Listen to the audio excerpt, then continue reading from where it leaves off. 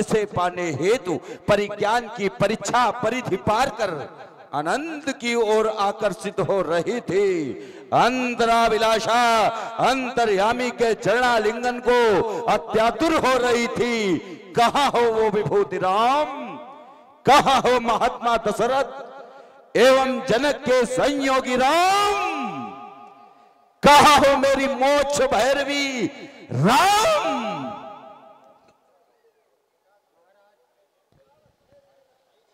महाराज दशानन, जय श्री शंकर भगवान की। यदि आपने हमें ब्राह्मण वतन समान करके हमारा सम्मान किया है तो हमारा कर्तव्य है कि हम आपको शुभाशीष दें। यही आपसे अपेक्षा है, कारण जिस धर्म का निर्वाह हमारे द्वारा हो रहा है उसमें आप समस्त वर्णों में श्रेष्ठ हैं। आपका उत्तम कुल है।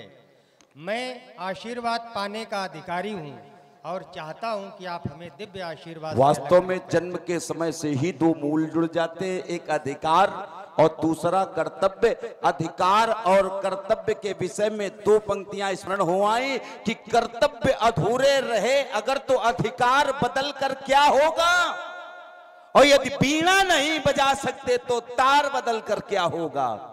यदि माझी ही तुम्हारा बेशुद्ध है तो पतवार बदल कर क्या होगा, और यदि खुद को नहीं बदल सकते तो संसार बदल कर क्या होगा।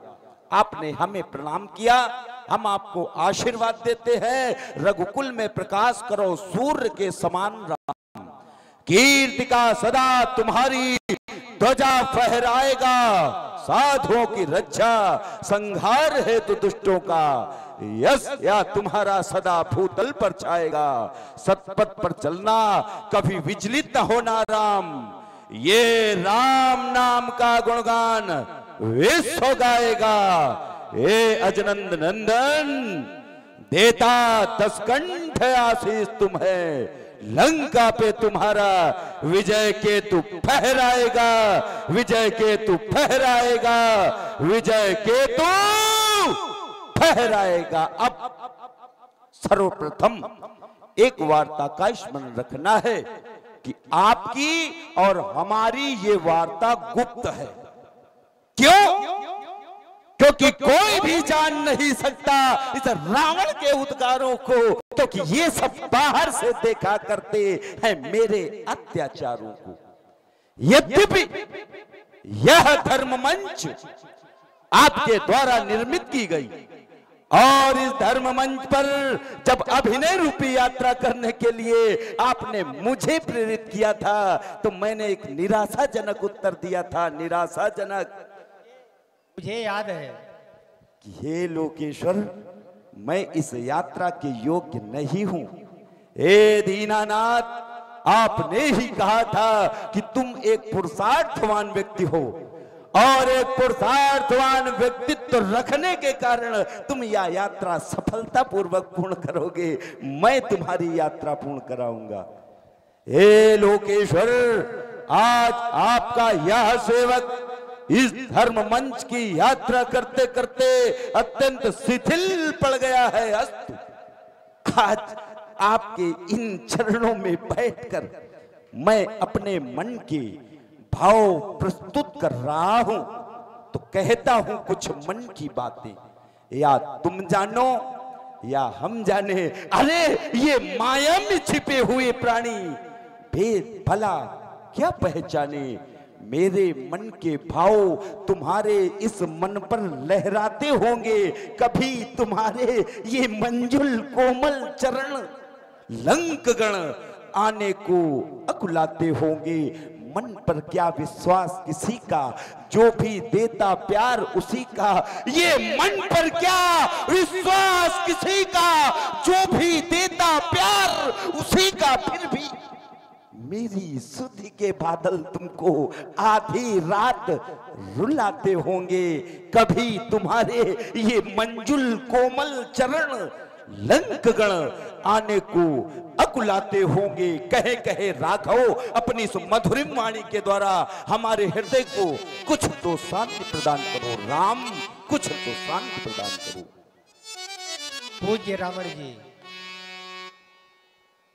हमारी तुम्हारी वार्ता जो थी ये गुप्त थी और गुप्त ही हम रख रहे हैं। ये तीसरा जन्म है आपका, अकुलाना स्वाभाविक है। लीला क्रम में धरती को समान रूप से संचालित करने के लिए मैंने तुम्हें विशेष पात्र के रूप में चयन किया था, और उस चयन में आप अपने अभिनय के द्वारा खरे उतरे हैं। मैं दिन रात यही चिंतन करता रहता हूं कि किस प्रकार से आपका उद्धार हो। वो समय आ गया है, मेरा तो ये दायित्व है कि मेरे ही कारण तुमने ये रूप स्वीकार किया है। स्वीकार नहीं आप कर रहे थे, लेकिन मैंने बरियाई जब आपसे कहा तो आपने कहा कि आपके लिए मैं करने के लिए तैयार हूं। मैं वहीं पर आपका ऋणी हो गया था। इस ऋण को उतारने के लिए अब वो समय आ गया है, अत्यंत निकट है, और उसी के लिए ये धरा हुआ है। देख रहे हो वेदिका पर सुशोभित है। बस इसका खंडन हो, और खंडन होने के बाद अब बहुत ज़्यादा समय नहीं है, बहुत कम समय है। मुझे बहुत पीड़ा है कि आपको इस रूप में रहते रहते बहुत समय हो गया है, और ये समय इतना तुम्हारा यद्यपि बीता तो है, लेकिन बेमन बीता है। किया सब आपने, सारी सुख सुविधाएं सबको जीता, सब कुछ होने के बाद भी जीवन में रीतापन रहा। और रीतापन क्या रहा? अंदर तो भक्ति रही, लेकिन वो समाज में भक्ति उभर कर नहीं आ पाई। इसलिए आपने जो मेरी लीला का एक पात्र बन करके, महापात्र बन करके जो अभिनय किया है, इसके लिए मैं आपको साधुवाद देता हूँ, धन्यवाद देता हूँ। मैं आपके लिए ही आया हूँ। सुनिए हे महाराज। हे लंकापति, मैं तेरे हेतु इस यमुनी तल पर आया हूँ। अंशों के सहित जन्म ले कर दशरथ का पूत कहाया हूँ। विप्रधेनु सुर संत हित लीन मनुज अवतार। ब्राह्मण श्रेष्ठ हो आप, उसी में आ रहे हो, अन्यत्र नहीं हो। सुरों को, ऋषियों को त्रास दिया है आपने, तो उनके परिप्रेक्ष्य में अंदर से आप ही हो, सबके कारण आप ही हैं। इसलिए कुछ समय बाद हे लंकोपति, मैं तेरी गढ़ी को आऊंगा, और बाणों की सैया सुला तुम्हें निज परमो धाम पहुंचाऊंगा। हमारा आपका जो युद्ध होगा, वो भी, उसका भी वर्णन जल्दी जल्दी ये जनमानस कर नहीं पाएगा। आप बड़े होंगे, मैं छोटा हूँगा। उस युद्ध में भी आपका प्रताप ऐसा होगा कि मुझे कहीं कहीं पर पराभूत भी होना पड़ेगा, मुझे रोना भी पड़ेगा, न जाने क्या क्या करना पड़ेगा, कितनों का बिछोह भी सहना पड़ेगा, जो मेरे हित के लिए वहाँ जाएंगे। आगे भविष्य में क्या हो वो निर्भर करता है भगवान भोलेनाथ पर, लेकिन वहाँ भी आपकी जो विजय होगी वो इस रूप में होगी कि आप हैं तो हमारे, और आपका मुझे वध करना पड़ेगा, और जब वध करना पड़ेगा वो भी पीड़ा मुझे सहन करनी पड़ेगी। अगर उस रूप में होता तो मैं प्रणाम करता, लेकिन आपका अग रूप है, और अग रूप में हम आपको अपना सानिध्य प्रदान नहीं कर सकते हैं, क्योंकि मनोवृत्ति जो नाटक है हमारा तुम्हारा, वो नाटक ही बिगड़ जाएगा फिर तो। इसलिए आपका वध तो हमें करना ही पड़ेगा, लेकिन हमें भी बहुत कष्ट होंगे। जंगल जंगल भटकना पड़ेगा, नाना प्रकार की पीड़ाएं हमें भी होंगी, क्योंकि मैं भी उस युद्ध में एक पात्र हूं। जो हमारी तुम्हारी वार्ता हुई थी उसका मैं भी एक अभिन्न अंगी हूं। इसलिए इतिहास के पन्ने पन्ने में यह अमर कथा लिख जावेगी।